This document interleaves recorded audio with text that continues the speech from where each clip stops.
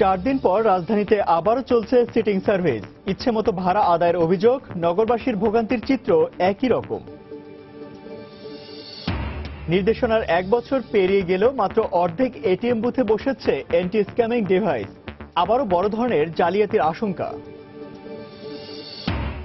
রোজার সামনে রেখে ছোলা, চিনি, তেলের আমদানি যথেষ্ট হলেও সিন্ডিকেটের কারসাজির আশঙ্কা সাধারণ ব্যবসায়ীদের। আগেভাগে মনিটরিং এর প্রস্তুতি প্রশাসনের। এবং জলবায়ু পরিবর্তনে ষড়ঋতুর বৈচিত্র্য হারানোকে বিপর্যয় বলছেন কৃষিবিদরা। নদ নদীতে পানির প্রবাহ কমে যাওয়ায় হারিয়ে যাচ্ছে মাছ, কমছে দেশি ফলের উৎপাদন।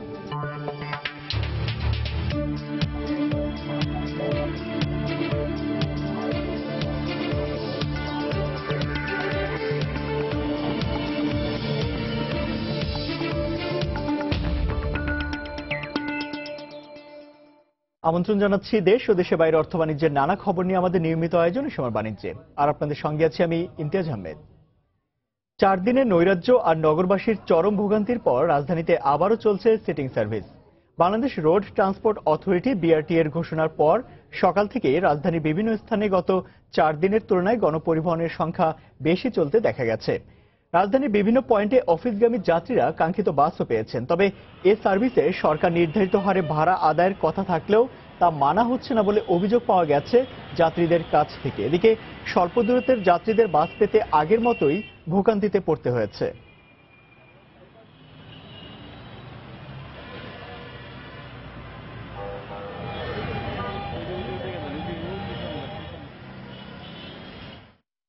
তিন চার দিন ঠিক ছিল, এখন আবার আজকে থেকে আবার সিটিং শুরু হয়েছে। গেট লক করে দিছে আর আমরা আজকে আর উঠতে পারতেছি না। আমরা শেরাপাড়া যাত্রী যারা মাঝখানে আছে, আমাদের সবসময় ভোগান্তি আছে। কারণ সিটিং সার্ভিস হলে 10 থেকে 12 নম্বর থেকে ভরে আসে, গেট লক করে যায়, আমরা কোনো গাড়িতে উঠতে পারি না। আর ভাড়া তো বেশি আছে, আর লোকাল হলে সুবিধা হচ্ছে আমরা উঠতে পারতেছি। আমরা তো জানি এটা লোকাল গাড়ি, ঠিক না? সাইনবোর্ড লাগাই দেব, তাহলে আমরা হয়রানির শিকার হইতেছি না। এই মুহূর্তে রাজধানী ফার্মগেট এলাকা থেকে সিটিং সার্ভিস বাসের আরো খবর জানাতে আছেন রিপোর্টার রাশেদ লিমন। আমরা সরাসরি চলে যাচ্ছি তার কাছে। লিমন। ইমতিয়াজ, সিটিং সার্ভিস বন্ধ করে দেয়া বা তার পরবর্তীতে আবার সিদ্ধান্ত নিয়ে সিটিং সার্ভিস আবার পুনরায় চালু করা 15 দিনের জন্য, এ আসলে সবকিছু মিলিয়ে কিন্তু যে জটিলতা বা ঝামেলা ছিল সেটা কিন্তু রয়েই গেছে। আমরা সকাল থেকে কিন্তু রাজধানীর বিভিন্ন এলাকায় গিয়েছি এবং বিশেষ করে অপেক্ষমান যাত্রী বা যারা বাসে যাত্রী আছেন তাদের সঙ্গে কথা বলে যে দেখছি সমস্যা কিন্তু আসলে এখানে নানামুখী সমস্যা। সিটিং সার্ভিস চালু থাকা অবস্থায় আমরা দেখেছি যে সিটিং সার্ভিসের নামে একদিকে যেমন বাড়তি ভাড়া নেওয়া হচ্ছে, পাশাপাশি কিন্তু সিটিং সার্ভিসের কারণে কিন্তু দুর্ভোগ পোহাতে হচ্ছে অনেক যাত্রীদের। বিশেষ করে যে যদি আমরা মিরপুরের কথাই ধরি, মিরপুর 12 নম্বর থেকে যে বাসটি ছেড়ে আসে সেই বাসটি কিন্তু মিরপুর 10-এর পরে এসে তার পরবর্তী কিন্তু তারা যাত্রী নিচ্ছে না। আবার ওদিকে উত্তরা থেকে যে বাসটি ছেড়ে আসে তারাও কিন্তু এয়ারপোর্টের পরে আর যাত্রী তুলছে না। ফলে এই যে এর পরবর্তীতে ধরো আমরা যদি বলি কাজীপাড়া থেকে ফার্মগেট পর্যন্ত যে যাত্রীরা কিংবা আসলে যে এয়ারপোর্টের পরে যে যাত্রীরা মহাখালী কিংবা ফার্মগেট মতিঝিলে আসবেন, এই যাত্রীগুলো কিন্তু উঠতে পারছে না। কিন্তু অপরদিকে যদি সিটিং সার্ভিসের নামে যে সিটিং সার্ভিস চলছে, যারা বাড়তি ভাড়া নিয়ে সিটিং সার্ভিসটি চালাচ্ছেন তারা কিন্তু আসলে আবার যে মিরপুর পর্যন্ত যখন ছেড়ে আসছেন তারপরে কিন্তু তারা যে এই যে পরিবহনে যে সিটিং থাকার কথা সেই সিটিং অবস্থায় কিন্তু তারা নেই। তারা কিন্তু আসলে যাত্রী সেই আমরা যেমনটি বলছিলাম 10 নম্বর কিংবা এয়ারপোর্ট থেকে ওই পর্যন্ত কিন্তু তারা যে যাত্রী কিন্তু শুধুমাত্র সিটিং সার্ভিসের নিয়ম অনুযায়ী যে বসা ব্যতীত দাঁড়িয়েও যাত্রী নেবেন না, তারা কিন্তু সেই নিয়মটাও মানছেন না। তারা দাঁড়িয়েও যাত্রী নিচ্ছেন এবং ভাড়াও বাড়তি নিচ্ছেন। পাশাপাশি সিটিং সার্ভিস যে কয়দিন বন্ধ ছিল আমরা দেখেছি সে প্রতিদিনই কিন্তু প্রত্যেকটি বাসেই বলতে গেলে ভাড়া নিয়ে যাত্রীদের সঙ্গে একটি বাকবিতণ্ড হতেই ছিল, যে যাত্রীদের সঙ্গে এবং বাস কর্তৃপক্ষ কন্ট্রাক্টর হেল্পারদের সঙ্গে। এরা কিন্তু সে সময়ে কিন্তু যে সরকার নির্ধারিত ভাড়া, সে অনেক বাসই আমরা দেখেছি সরকার নির্ধারিত সেই ভাড়া কিন্তু তারা নিচ্ছে না। পাশাপাশি তখন আমরা দেখেছি যে বাস সংকট, একটা কৃত্রিম বাস সংকট তৈরি করা হয়েছিল। অনেক মালিকই কিন্তু তাদের যে বাসগুলো রাস্তায় নামেনি। তো সবকিছু মিলিয়ে সাধারণ যাত্রী যারা রয়েছেন তাদের কিন্তু আসলে উভয় দিকেই আমরা দেখেছি, তারাই কিন্তু উভয় সংকটে রয়েছেন, তারা কিন্তু উভয় দিকেই কিন্তু সংকটে রয়েছে এবং দফায় দফায় দুই তিন দফায় এই বাস মালিক কর্তৃপক্ষের সঙ্গে বিআরটি এর বৈঠকের ফলে তারা যে একটা আলোর মুখ দেখছিলেন। তারা বলছেন গতকালকে আবার যে সিটিং সার্ভিসটি বন্ধ করার 15 দিনের সিদ্ধান্ত নেওয়া হয়েছে, সেটা তারা আসলে দেখছি আমরা তারা কিছুটা হতাশ। যদিও এই 15 দিন যে সময় নিয়েছে, যে সময় বেঁধে দেওয়া হয়েছে, 15 দিনের মধ্যে একটি সিদ্ধান্ত নেওয়া হবে, যাত্রীরা সাধারণ মানুষরা আসলে আশা করছে এই 15 দিনের মধ্যে একটা যৌক্তিক সিদ্ধান্ত পৌঁছাবে সরকার এবং বাস মালিক সমিতির সমন্বয়, ফলে এই সাধারণ মানুষের এই ভোগান্তিটা কমবে। তো এই ছিল ইমতিয়াজ এখনকার মতো আমার কাছ থেকে সবশেষ। দর্শক, রাজধানী সিটিং সার্ভিস বাসের খবর জানাতে রাজধানীর ফার্মগেট এলাকা থেকে আমাদের সঙ্গে যোগ দিয়েছেন সহকর্মী রাশেদ লিমন। চলে যাচ্ছি পরের খবরে। 3 দিনের সরকারি সফর শেষে ভুটান থেকে দেশে ফিরেছেন প্রধানমন্ত্রী শেখ হাসিনা। সকাল 9:30টায় প্রধানমন্ত্রীকে বহনকারী দ্রুক এয়ারের ভিভিআইপি ফ্লাইটটি হজরত শাহজালাল আন্তর্জাতিক বিমানবন্দরে অবতরণ করে। এ সময় প্রধানমন্ত্রী কার্যালয়ের ঊর্ধ্বতন কর্মকর্তারা প্রধানমন্ত্রীকে স্বাগত জানান। 3 দিনের সফরে প্রধানমন্ত্রী শেখ হাসিনা ভুটানের রাজধানী থিম্পুতে ইন্টারন্যাশনাল কনফারেন্স অন অটিজম সম্মেলনে অংশ নেন। এছাড়া ভুটানের রাজা রানীর সঙ্গে সৌজন্যের সাক্ষাৎ ও প্রধানমন্ত্রী শেরিং তোবগের সঙ্গে বৈঠক হয়েছে। এতে বাংলাদেশের নৌরুট ব্যবহার সহ 5টি চুক্তি ও সমঝোতা স্মারক সই হয়।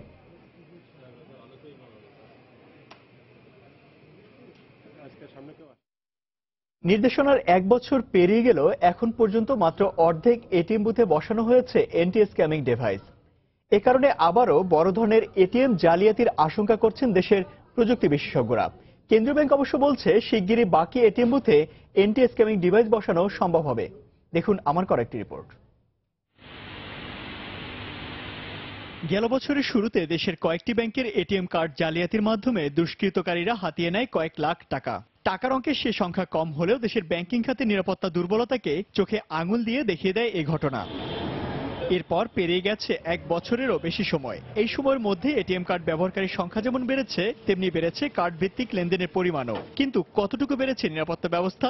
যেগুলো ছিল টিপ রেকর্ডার, যেগুলো ছিল সেই টেকনোলজি খুবই চিপ টেকনোলজি এবং সেটা আসলে পুরোপুরি ইনসিকিউর। এই সস্তা টেকনোলজি যদি আমাদের কার্ডে থেকে যায় তাহলে আমরা আসলে কার্ডকে সিকিউর করতে পারবো না। চিপ বেসড কার্ড বা মাইক্রোপ্রসেসর বেসড কার্ড হয়তো 10 to 15% আছে।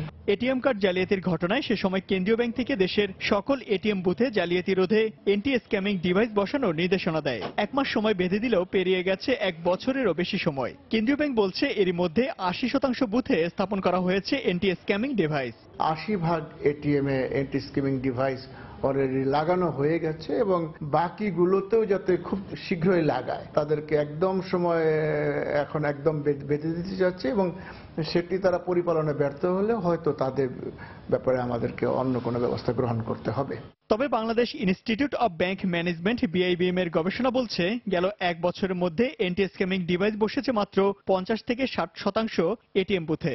1 বছর পেরিয়ে গেলেও আমরা যতদূর জানতে পেরেছি যে প্রায় 50% কার্ড এখন ইএমবি চিপযুক্ত কার্ড তৈরি হয়েছে এবং স্কিমিং ডিভাইস অলমোস্ট এরকমই 50-60%। যদিও বাংলাদেশ ব্যাংক বলছে যে 12% ব্যাংক বাকি আছে, বাট আমরা দেখছি যে প্রায় 60% কাজ আসলে কমপ্লিট হয়েছে। কার্ডের মাধ্যমে অর্থ লেনদেনের ক্ষেত্রে গ্রাহকদের সচেতনতার পাশাপাশি ব্যাংকগুলোকেও নিরাপত্তা ব্যবস্থা জোরদার করা উচিত বলে মনে করেন ব্যাংকিং খাতের সঙ্গে সংশ্লিষ্টরা।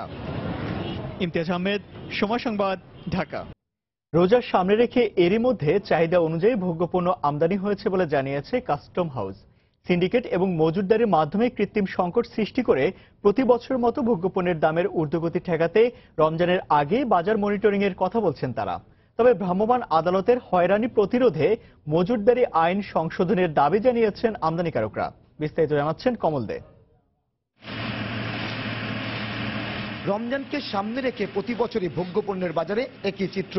ছোলা, চিনি এবং তেলের মতো নিত্য প্রয়োজনীয় ভোগ্যপণ্য নিয়ে চলে সিন্ডিকেট ব্যবসায়ীদের কারসাজি। পর্যাপ্ত আমদানি সত্ত্বেও কৃত্রিম সংকট সৃষ্টি করে পণ্যের দাম বাড়িয়ে দেয় এসব ব্যবসায়ী। পুরো রমজান মাসে বাংলাদেশে চিনির চাহিদা থাকে প্রায় 4 লাখ মেট্রিক টন। এছাড়া ভোজ্য তেলের চাহিদা থাকে 2.5 লাখ মেট্রিক টন ও ছোলার চাহিদা 1.5 লাখ মেট্রিক টন। কাস্টমস হাউসের তথ্য মতে ইতিমধ্যে 4.5 লাখ মেট্রিক টন চিনি, 15 লাখ মেট্রিক টন ভোজ্য তেল এবং 5 লাখ মেট্রিক টন ছোলা আমদানি হয়েছে। তারপরও রয়ে যাচ্ছে সিন্ডিকেট ব্যবসায়ীদের মজুতদারির আশঙ্কা। যে স্টকগুলি আছে সেগুলো তাদের আয়ত্তে নিয়ে আসে, যখন তারা সবগুলো পণ্য নিয়ে আসে তখন কিন্তু তারা সাপ্লাইটা বন্ধ করে দেয়। যখনই সাপ্লাই বন্ধ হয়ে যায় তখন বাজারে হু হু করে দাম বেড়ে যায়। প্রতি বছর রমজান মাসে বাজার মনিটরিং এর তোড়জোড় শুরু করে জেলা প্রশাসন। বেচাকেনার চূড়ান্ত সময়ে এ ধরনের অভিযানে ক্ষুব্ধ হন ব্যবসায়ীরা। মজুতদারির অভিযোগ অস্বীকার করে এ ধরনের অভিযান না করে আমদানি পর্যায়ে তদারকির দাবি তাদের। যদি ইন্ডিয়া বায়ার হয় তাহলে অনেক সময় পণ্যের দাম বেড়ে যায়, সেই জন্য দেশের মোট চাহিদা অনুযায়ী সেগুলো আমদানি করে আমাদেরকে মজুদ রাখতে হয়। যে মজুদ আইনটা আছে সেটা সংশোধন করলে ব্যবসায়ীরা আমার মনে হয় যে দুর্নামটা হয় সে দুর্নামটা আমার মনে হয় আর থাকবে না। কি মাল আসছে বন্দর হয়ে এবং কি মাল কনজাম্পশন হচ্ছে এটার রেগুলার মনিটরিং করা, এইটা যদি আমার মধ্যে থেকে কন্টিনিউ রাখা যায় মজুদদার বলে কিছু থাকবে না। এবার চাহিদার তুলনায় বেশি ভোগ্যপণ্য আমদানি হয়। মজুতদারি ঠেকাতে আগেভাগে মাঠে নামার সিদ্ধান্ত নিয়েছে প্রশাসন। কেউ ক্রেতা সাধারণকে জিম্মি করতে চান, ডেফিনেটলি প্রশাসন সে কাজের জন্য আছে, কঠোর হস্তে সেগুলো প্রশাসন ডিল করবে বলে আমার ধারণা। যাতে রমজানের সময় দ্রব্যমূল্যের দাম বৃদ্ধি না পায় এই বিষয়ে আমরা এই বিষয়ে আগে ভাগে প্রস্তুতি নেব এবং তাদের সাথে মিটিং করব। বর্তমানে পাইকারি পর্যায়ে প্রতি মন চিনি 2140 টাকা, ছোলা 2600 টাকা এবং সয়াবিন তেল 2920।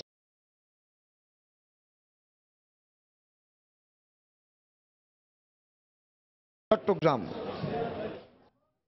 কত গান আর কবিতায় ছিল নদীমাতৃক ষড়ঋতুর এই বাংলাদেশের বন্দনা, কিন্তু নদী আর এখন সেই রূপে নেই।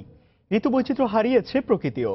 বেশিরভাগ নদীতেই বর্ষা ছাড়া পানির দেখাই মেলে না। বিলুপ্ত হতে চলেছে দেশীয় প্রজাতির বিভিন্ন মাছ, কমে গেছে দেশীয় ফলের উৎপাদনও। হেদায়েতুল ইসলাম বাবুর রিপোর্ট, ক্যামেরায় ছিলেন ওবায়দুল ইসলাম। শৈশবে পড়া বিশ্বকবির সেই ছোট নদী এখন আর একে বেঁকে চলে না।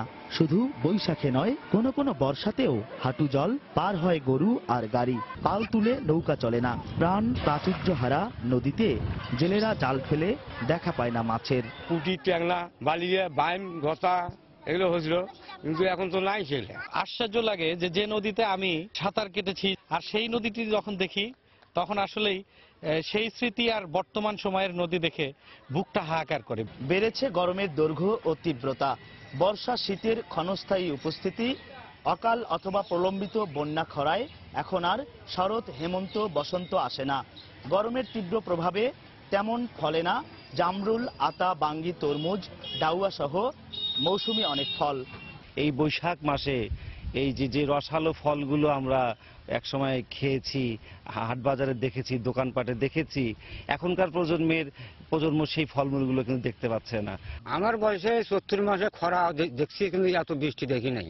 বৈশ্বিক উষ্ণতা বৃদ্ধির কারণে জলবায়ুর পরিবর্তন আর তার প্রভাবে ঋতুচক্র বিঘ্নিত হওয়ায় এটাকে বিপর্যয় বলে মনে করেন কৃষি কর্মকর্তারা। আর উন্নয়ন কর্মীরা বলছেন এমন অবস্থার পরিবর্তন ঘটাতে সবার সচেতনতা প্রয়োজন। পরাগায়নে হ্যাম্পার হচ্ছে, তারপরে অসময়ে বৃষ্টিপাত হচ্ছে, বৃষ্টিপাতের কারণেও হ্যাম্পার হচ্ছে, ইত্যাদি প্রভাব আমাদের কৃষকের উপরে এর উপরে বেশি বেশি করে দেখা যাচ্ছে ইদানিং। এই যে ক্লাইমেট চেঞ্জের যে ইম্প্যাক্টটা, এই ইম্প্যাক্ট থেকে বাঁচতে হলে যে লেভেলে আছি সেই লেভেলেই নিতে হবে। আমরা যারা এনজিওতে কাজ করছি, আমরা যারা সমাজসেবী আছি বা কৃষি বিজ্ঞানী আছি, সবাইকে এই জায়গায় আগায় আসতে হবে।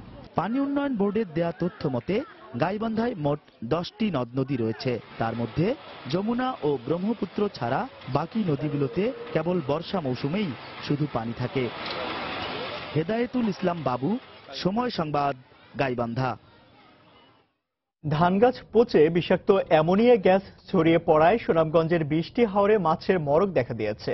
সম্প্রতি পাহাড়ি ঢল ও টানা বৃষ্টিতে সুনামগঞ্জের হাওর অঞ্চলে বিপুল পরিমাণ ফসলি জমি পানির নিচে তলিয়ে যায়। মৎস্য বিভাগ বলছে ধান গাছ পচে তৈরি বিষাক্ত অ্যামোনিয়া গ্যাস ঢেউয়ে ও বাতাসে হাওরের সর্বত্র ছড়িয়ে পড়ায় মাছ মারা যাচ্ছে। বেশি ওঠা মাছ না খাওয়ার পরামর্শ দিয়েছে মৎস্য বিভাগ। সুনামগঞ্জ থেকে হিমাদ্রি শেখর ভদ্রের পাঠানো তথ্য, ছবি নিয়ে ডেস্ক রিপোর্ট। মাছের কোনো উৎসব নয়, বৈরী আবহাওয়ায় মাছের মরক লাগায় সদর জগন্নাথপুর ও ধর্মপাশা উপজেলার হাওরগুলোতে এভাবেই চলছে মরা আধমরা মাছ সংগ্রহ। ফসল নষ্ট হওয়ার পর খেতে চাষ করা মাছ মরে আরো নিঃস্ব হয়ে পড়েছে কৃষক। দিঘা টানের গন্ধে সম্পূর্ণ মাছ মইরা সব বাইয়া গেছে, আমরা বাঁচি কিভাবে? সুরমা নদীতে পড়ছে, ওই মাছগুলা বাইসা গেছে, আওরের মাছও বহুত মইরা গেছে। দান পড়ছে এই গন্ধ সব মাছও মইরা চাপ হয়ে আনলো। পানির যে গন্ধে আমরা ঠিকঠাক আমরা মাছ সপ্তাহ পাই গেছি মরি যার বুঝছেন। অ্যামোনিয়া গ্যাসের বিষাক্ততায় রুই, বোয়াল, ট্যাংরা, বাউস, কাতল সহ প্রায় 30 প্রজাতির 25 মেট্রিক টন মাছ জেলার হাওর ও নদ নদীতে মরে গেছে বলে জানায় জেলা মৎস্য বিভাগ। এই অবস্থায় মাছ যেন আর নষ্ট না হয় সেজন্য হাওরে চুন দেওয়া হচ্ছে। পাশাপাশি মরা আধমরা মাছ আহরণ না করার আহ্বান জানিয়েছে এই মৎস্য কর্মকর্তা। পানি দীর্ঘদিন স্থায়ী থাকায় ধান গাছগুলি পচন দেখা দেয় এবং অ্যামোনিয়া গ্যাস বৃদ্ধি পেয়েছে এবং অক্সিজেন ফল করেছে, এর জন্য মাছগুলি মারা যাচ্ছে। 28 মার্চ থেকে শুরু হওয়া পাহাড়ি ঢল আর প্রবল বর্ষণে সুনামগঞ্জের 11টি উপজেলার বোরো ধানের বিস্তীর্ণ ক্ষেত পানির নিচে তলিয়ে যায়। গত শনিবার রাতের কালবৈশাখী ঝড়ের পর থেকেই হাওরগুলোতে মরা আধমরা মাছ ভেসে উঠতে থাকে। সময় সংবাদ, সুনামগঞ্জ। দর্শক, রাজধানী গুলশানে রাশিয়া ও সৌদি দূতাবাসের আশপাশে উচ্ছেদ অভিযান চালাচ্ছে ঢাকা উত্তর সিটি কর্পোরেশন। সেখানে এই মুহূর্তে রয়েছে রিপোর্টার খান মোহাম্মদ রুমেল। আমরা সরাসরি চলে যাচ্ছি তার কাছে। রুমেল। ইমতিয়াজ, বেলা 11:15 থেকে এই গুলশানের যে রাশিয়ান এম্বাসি রয়েছে তার সামনে উচ্ছেদ অভিযান শুরু করেছে ঢাকা উত্তর সিটি কর্পোরেশন। তো কিছুক্ষণ আগে উত্তর সিটি কর্পোরেশনের মেয়র আনিসুল হক এখানে এসেছেন এবং গণমাধ্যমের সঙ্গে তিনি কথা বলেছেন। তিনি যেটি বলেছেন যে এই যে অভিযানটি চলছে এটিকে তারা উচ্ছেদ বলতে রাজি নন।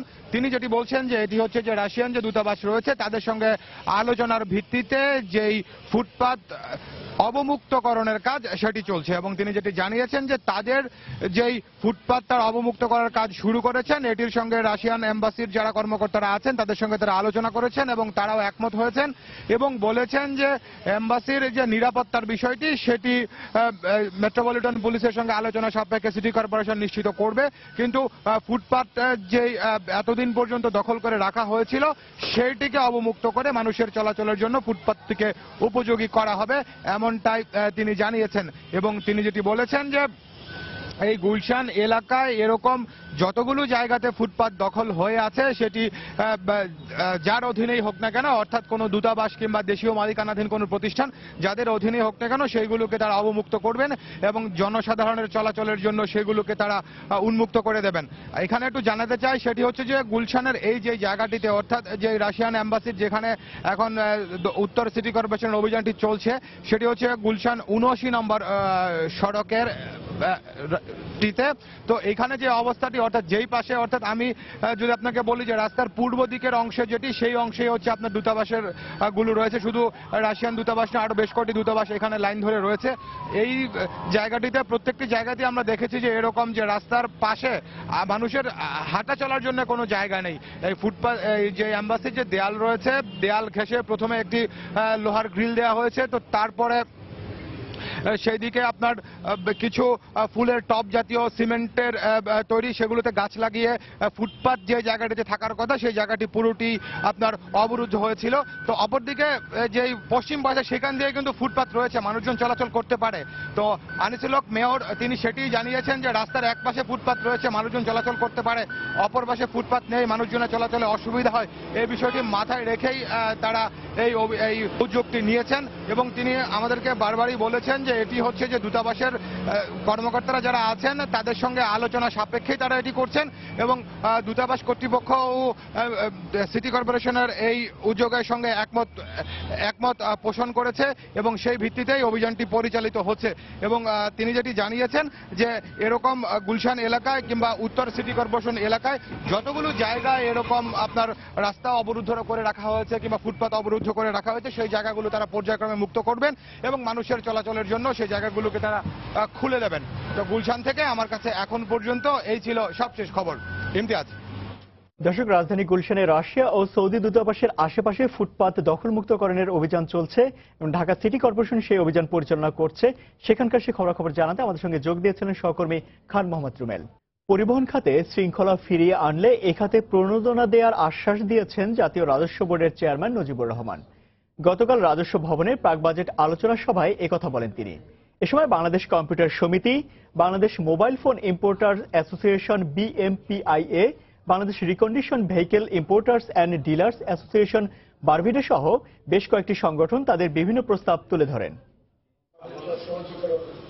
সুষ্ঠু বাজেট প্রণয়নে পর্যায়ক্রমে বিভিন্ন খাতের উদ্যোক্তা ও ব্যবসায়ীদের সঙ্গে আলোচনা করে আসছে জাতীয় রাজস্ব বোর্ড এনবিআর। এরই অংশ হিসেবে 2017-18 প্রাক বাজেট আলোচনা সভায় সার্বিকভাবে জিডিপি প্রবৃদ্ধি বাড়াতে ইন্টারনেটের উপর ভ্যাট কমানোর আহ্বান জানান বেসিসের সভাপতি মোস্তফা জব্বার। এ সময় কম্পিউটারের যন্ত্রাংশ ও মোবাইল ফোন আমদানির ক্ষেত্রে ভ্যাট কমানোর আবেদন জানান বাংলাদেশ কম্পিউটার সমিতির সদস্য জহিরুল ইসলাম ও বাংলাদেশ মোবাইল ফোন ইম্পোর্টার্স অ্যাসোসিয়েশনের সাধারণ সম্পাদক রেজওয়ানুল হক। ইন্টারনেট ব্যবহার করার উপরে যে শুল্ক এবং ভ্যাট আরোপ করে রেখেছে দীর্ঘদিন যাবৎ, এটি কিন্তু একটি ভয়ঙ্কর অবস্থা তৈরি করে রেখেছে আমাদের জিডিপি গ্রোথের ক্ষেত্রে। নিঃসন্দেহে এটি একটি প্রতিবন্ধকতা। ব্যবসা প্রসারের জন্য স্পেসিফিক কিছু রিকোয়েস্ট রয়েছে যে কম্পিউটার এবং কম্পিউটার যন্ত্রাংশের উপর আমরা ভ্যাট মকুব চাই। স্মার্টফোনের উপরে একটা স্পেশাল কিছু করতে না পারি তাহলে আমার মনে হয় না যে স্মার্টফোনের গ্রোথটা সম্ভব। সভায় রিকন্ডিশন হাইব্রিড গাড়ি আমদানির ক্ষেত্রে রিয়াতি ও প্রণোদনার আবেদন জানান বারবিডার সভাপতি হাবিবুল্লাহ ডন। এ সময় গাড়ির টায়ারের উপর আমদানি শুল্ক কমানোর দাবি জানান বাংলাদেশ সড়ক পরিবহন সমিতির মহাসচিব খন্দকার এনায়েতুল্লাহ। প্রত্যেকটা স্পেয়ার পার্টসের কেজি হিসাবে অনেক দাম বৃদ্ধি পেয়েছে। এইবার যেন এগুলোকে আমাদেরকে সেই পূর্বের জায়গায় ফিরিয়ে আনা হয়, এটা আমাদের বক্তব্য। বিশেষ করে টায়ারের দিকটা যেন আপনি নজর দেন। আমি মনে করি যদি এই বাজেটেও যদি আপনারা এই সুযোগটা না দেন, হাইব্রিড গাড়ির ভ্যালু থেকে 35% সাবসিডি চেয়েছি স্টার্টিং এ, তারপর বছর ভিত্তিক যে অবচয় রিকন্ডিশন গাড়ি, সেই অবচয়টা আমাদের এখানে দেওয়া আছে। এনবিআর চেয়ারম্যান জানান পরিবহন খাতে শৃঙ্খলা ফিরিয়ে আনলে এ খাতে দেওয়া হবে প্রণোদনা। তো আপনারা যদি পরিবহন খাতে শৃঙ্খলা ফেরায় নিয়ে আসেন, আপনারা আমাদের জাতীয় রাজস্ব বোর্ডের সব ধরনের প্রণোদনা পাবেন। সভায় Bangladesh electronics merchant association, association of ICX operation সহ মোট 8টি সংগঠন তাদের প্রস্তাব তুলে ধরেন। এই যে ভূমিকা সেটি অব্যাহত থাকবে। মামুন আব্দুল্লাহ, সময় সংবাদ, ঢাকা। প্যাকেজ ভ্যাট পুনর্বহালের দাবিতে মানববন্ধন ও মিছিল করেছে Bangladesh iron and steel importers association. গতকাল রাজধানী পুরান ঢাকার বংশাল রোডে এই মিছিলটি অনুষ্ঠিত হয়। এখানে একাত্মতা প্রকাশ করে সহযোগী আরো 14টি সংগঠন। মানববন্ধন থেকে বক্তারা বলেন, নতুন মূসক আইনের আওতায় আমদানি, উৎপাদন ও ব্যবসায়ী পর্যায় সহ সকল স্তরে 15% হারে মূল্য সংযোজন কর আরোপ করা হয়েছে। এতে করে সকল পণ্যের মূল্য বৃদ্ধি পাবে, যা দেশের ক্ষুদ্র ও মাঝারি শিল্পকে ক্ষতিগ্রস্ত করবে। এছাড়া ব্যবসায়ীদের রিটার্ন দাখিলের বিষয়ে কোনরূপ অবহিত না করে আমদানিকারকের বিন বন্ধ করে দেওয়া হচ্ছে। ফলে আমদানিকরণ তার পণ্য পোর্ট থেকে খালাস করতে পারছে না। এই অবস্থায় উদ্ভূত সমস্যা সমাধানে অ্যাসোসিয়েশনের পক্ষ থেকে 10 দফা দাবি তুলে ধরা হয়, যার মধ্যে পূর্বের ন্যায় প্যাকেজ ভ্যাট পুনর্বহাল এবং ব্যবসায়ীদের সাথে আলাপ আলোচনা করে ভ্যাট নির্ধারণ সহ বিভিন্ন দাবি তোলা হয়।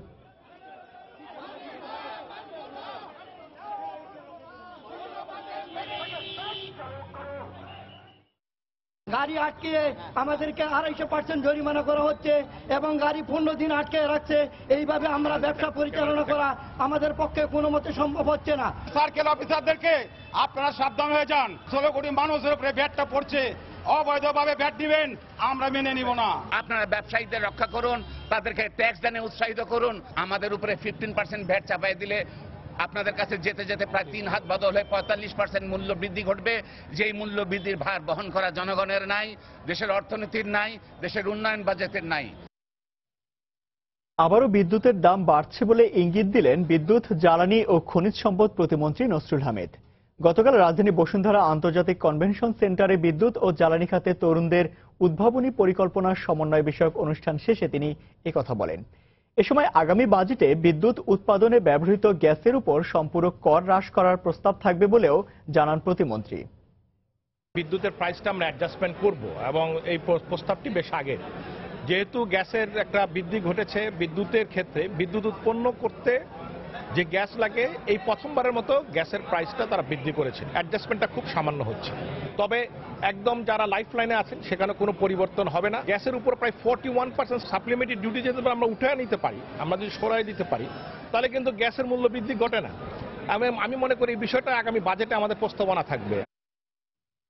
পরিবেশ বান্ধব শিল্পায়ন নিশ্চিতে প্রস্তাবিত অর্থনৈতিক অঞ্চলগুলোর জন্য কেন্দ্রীয় বর্জ্য শোধনাগার নির্মাণে উন্নয়ন সহযোগিতার সহায়তার আহ্বান জানিয়েছে বাংলাদেশ অর্থনৈতিক অঞ্চল কর্তৃপক্ষ বেজা। গতকাল রাজধানীর এক হোটেলে এ বিষয়ে আয়োজিত এক কর্মশালায় এই আহ্বান জানায় বেজা কর্তৃপক্ষ। কর্মশালায় সরকারি বিভিন্ন মন্ত্রণালয়, অধিদপ্তরের কর্মকর্তা, বিশ্ববিদ্যালয়, বেসরকারি প্রতিষ্ঠান ও দেশীয় বিভিন্ন বিদেশি বিভিন্ন প্রতিষ্ঠানে বিশেষজ্ঞরা অংশ নেন। বক্তারা বলেন, অর্থনৈতিক অঞ্চলের বিভিন্নভাবে দূষণ সৃষ্টি করছে। দূষণ রোধে শুধু কেন্দ্রীয়ভাবে নয়, সেখানে অংশ নেওয়া প্রতিটি প্রতিষ্ঠানের নিজস্ব বর্জ্য শোধনাগার থাকতে হবে। আর সিইটিপি নির্মাণে সরকারি ও বেসরকারি খাতকে যৌথভাবে এর ব্যবস্থা করার পরামর্শ দেন বিশেষজ্ঞরা। কর্মশালায় গার্মেন্টস সহ সব খাতের ইটিপি বাস্তবায়নে বন ও পরিবেশ মন্ত্রণালয়কে সব ধরনের পদক্ষেপ নেওয়ার তাগিদ দেন সরকারের শীর্ষ কর্তারা।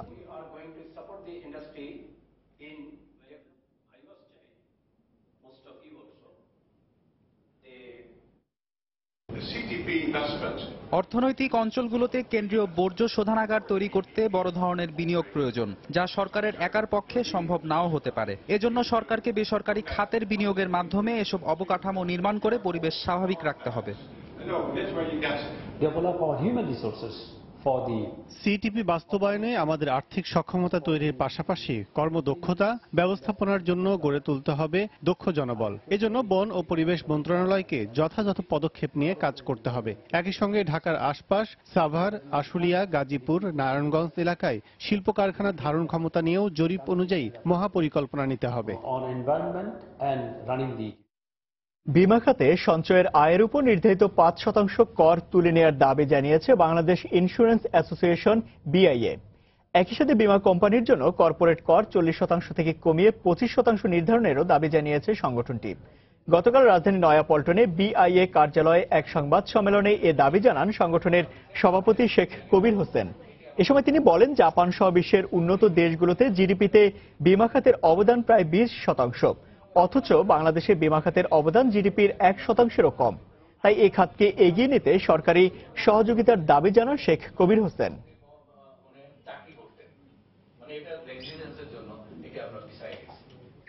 দেশে বাইরে অর্থ বাণিজ্যের খবর।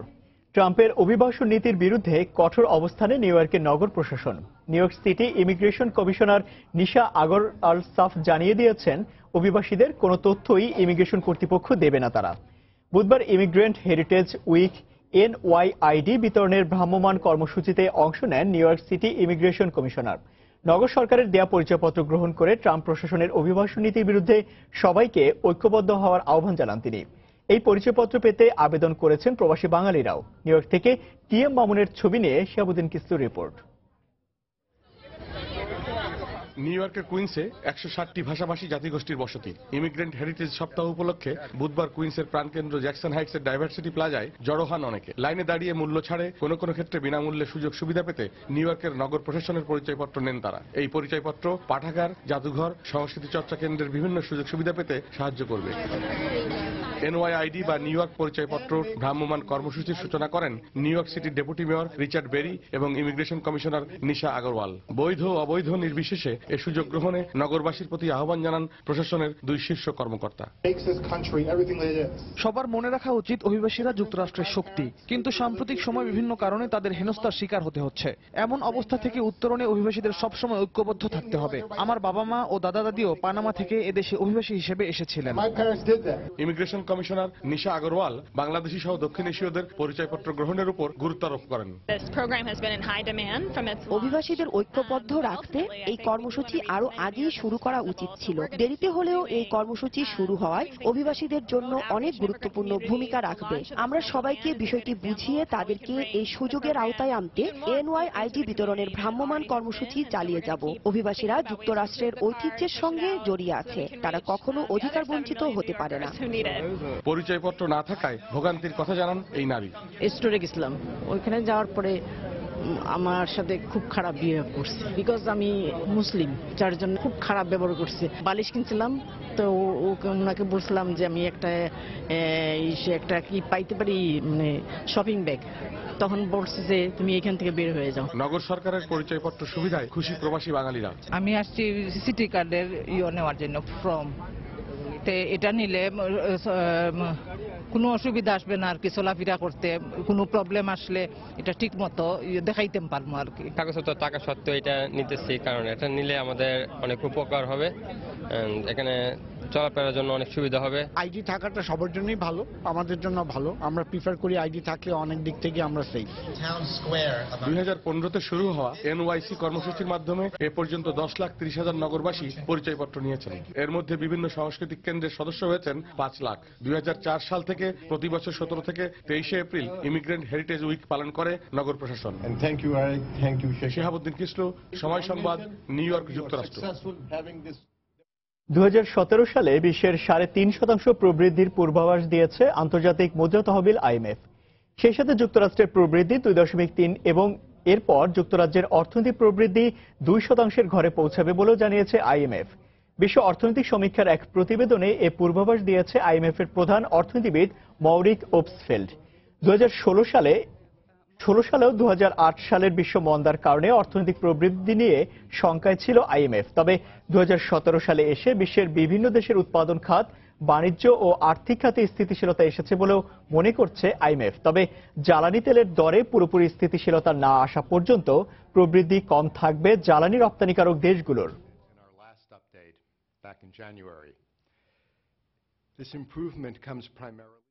যুক্তরাষ্ট্রকে বাদ দিয়ে ট্রান্স প্যাসিফিক পার্টনারশিপ বা TPP চুক্তি স্বাক্ষর করা যেতে পারে বলে মন্তব্য করেছে মেক্সিকোর অর্থমন্ত্রী আইডেলফেন্সো গুয়ার্দো।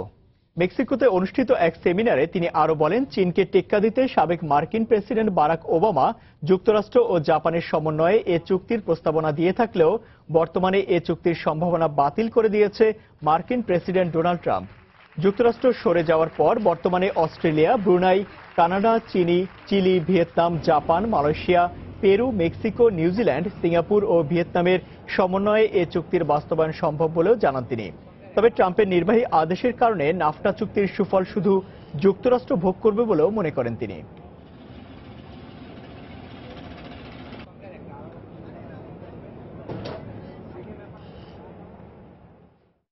এবার জানিয়ে দেব ঢাকা স্টক এক্সচেঞ্জের লেনদেন পরিস্থিতি। চলে যাচ্ছে ডিএসসি অফিসিয়াল ওয়েবসাইটে।